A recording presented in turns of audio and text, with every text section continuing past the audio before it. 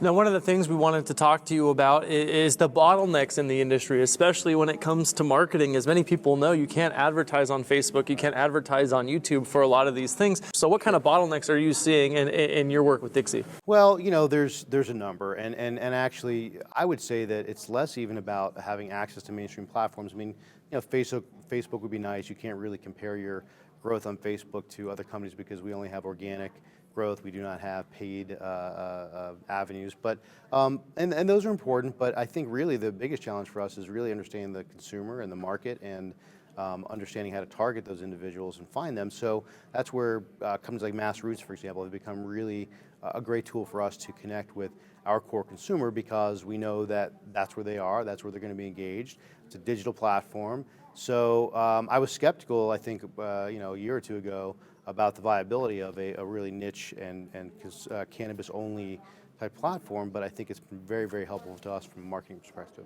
Is it enough to be kind of like a household brand of the industry, or what do you have to do to be pushing that advertising, marketing, that knowledge about your product? Yeah.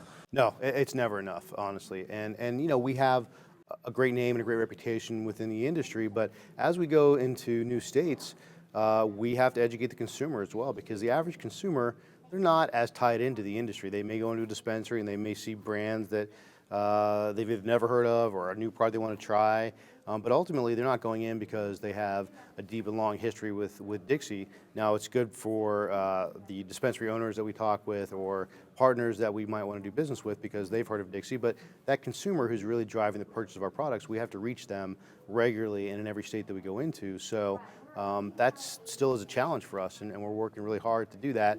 One of the best ways that we have found to really jumpstart a market is to work directly with the bud tenders. So the consumer eventually is sort of downstream from this, but we know that the bud tender is critical and they're a conduit to that consumer. So when someone walks in and they don't know what they want or they're not familiar with the brands or even with the selection of edibles, that bud tender guides them, right? So if we can really create a good relationship there, we believe that it'll be beneficial to the end user consumer purchase as well.